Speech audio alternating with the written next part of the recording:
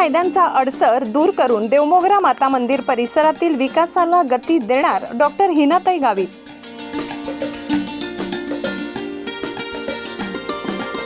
डेडियापाडा येथे विश्वस्तांशी केली चर्चा। आमदार डॉक्टर विजयकुमार गावित यांच्या प्रकृतीत लवकर सुधारणा व्हावी यासाठी देवीच्या चरणी केली प्रार्थना।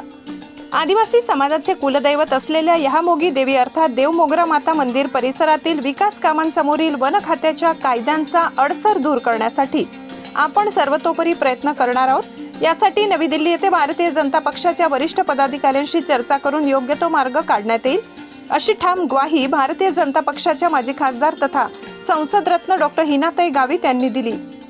गुजरात राज्यातील डेडियापाडा येथे वसलेल्या देवमोगरा माता मंदिराच्या विश्वस्तांसोबत झालेल्या बैठकीत त्या बोलत होत्या।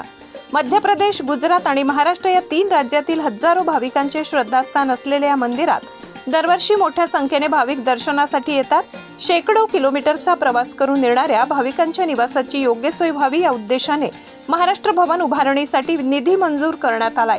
मात्र वन विभागाच्या जमिनीशी संबंधित कायदेशीर अडचणींमुळे या कामाला विलंब होत असल्याची बाब यावेळी चर्चेत आली।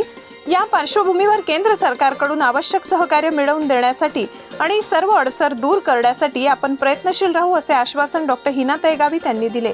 तसेच मंदिर विश्वस्तांशी संवाद साधत त्यांनी मंदिर परिसरातील सुविधा, भाविकांची वाढती संख्या आणि विकास कामांबाबत सविस्तर माहिती जाणून घेतली।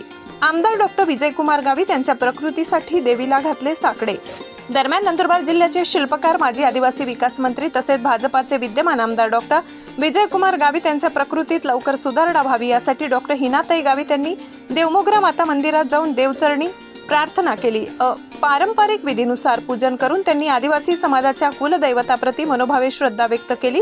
या प्रसंगी देवमोगरा माता मंदिराचे उपाध्यक्ष श्री कांतीभाई कोठारी, गुरुजी श्री दिलीपभाई वसावा, सचिव श्री नानसिंगभाई वसावा, भारतीय जनता पक्षाचे माजी जिल्हाध्यक्ष नागेश दादा पाडवी, माजी जिल्हा परिषद सदस्य कीरसिंग वसावे, भाजपाचे माजी तालुका अध्यक्ष नितेश पाडवी, अमृतभाऊ चौधरी तसेच स्थानिक पदाधिकारी व कार्यकर्ते उपस्थित होते।